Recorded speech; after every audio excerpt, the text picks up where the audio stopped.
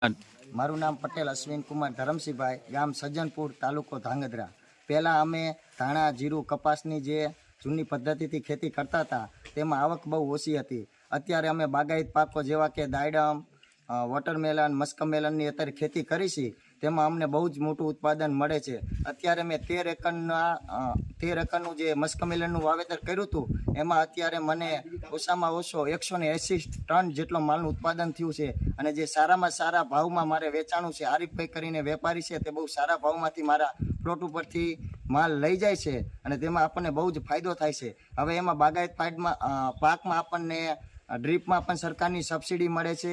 ઉપર glow cover ઢાંકી mulching કરી એમાં બાગાયત ઓફિસર દ્વારા પણ આપણને સારો એવો ફાયદો થાય છે. તો આપણે ગવર્મેન્ટનો લાભ પણ આપણે લઈ શકીએ છીએ. અને આમ આપણે પાછા અમે ગાય આધારિત થોડી ખેતી કરીશી, જેમાં પ્રાકૃતિકનો ઉપયોગ પણ કરીશી, જેમાં સ્વાદ પણ સારો રહેશે.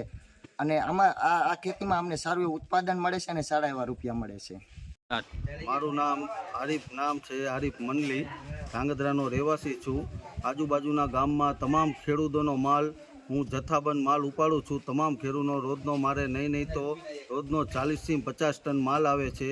આ સુરેન્દ્રનગર જિલ્લાની અંદર તાલુકા ધાંગધ્રા તમામ ખેડૂતના સજ્જનપુર ગામની અંદરથી અશ્વિનભાઈનો મેં માલ અત્યારે નહીં તો 120 ટન જેવો માલ ઉપાડ્યો છે. બરાબર, અશ્વિનભાઈને મેં કરી દીધા 20થી 22 લાખ રૂપિયા. નહીં તો મારા હસ્તક 2 થી 3 રૂપિયા 1 કિલો વધારે છે. તમામ ગુજરાતની અંદર મારો માલ જાય છે બધા સેન્ટરમાં.